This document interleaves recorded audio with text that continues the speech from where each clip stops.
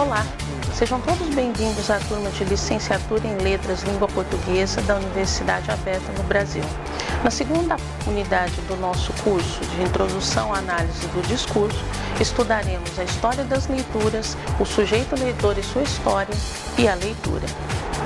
Quer seja pensando nos processos cognitivos ou nos processos textuais, fato importante é que a leitura, para a AD, relaciona-se com o modo de construção dos sentidos. A AD se volta para os diferentes modos de leitura ao longo do tempo, em diferentes épocas. Isso equivale a dizer que as leituras têm suas histórias. Nós, educadores, devemos pensar nas condições de produção das leituras realizadas por nossos alunos. No entanto, as práticas escolares excluem a relação do sujeito leitor-aluno e sua relação com as demais linguagens de seu contexto, fora da escola, a música, a pintura, a internet. Em sua apostila, leia os dois textos apresentados que estão nas páginas 42, 43 e 44. Qual a sua prática escolar em relação à leitura?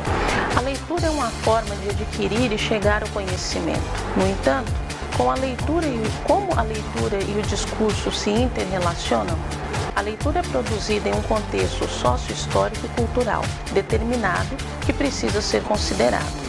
Assim sendo, sabemos que há leituras previstas para determinados textos, porém nem sempre essas previsões são possíveis.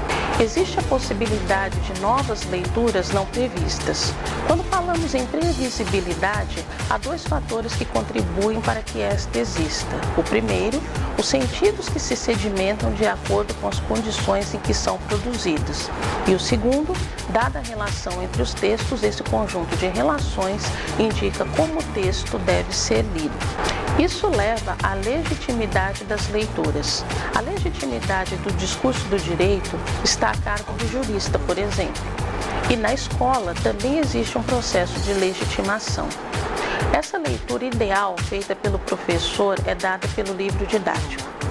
E na história da leitura, há ainda que se considerar que todo leitor tem sua história de outras leituras que podem alargar ou restringir a compreensão do texto feita por cada leitor. Assim sendo, notamos que esses fatores favorecem uma pluralidade de possibilidades de leitura dos textos, ou seja, a leitura de um mesmo texto em épocas diferentes suscita significados diferentes.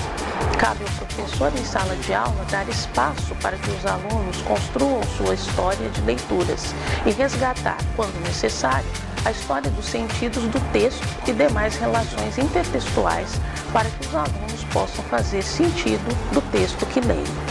Ler e escrever caminham de mãos dadas? Somos todos bons leitores? O que significa ser um bom leitor? Escreve melhor quem lê mais?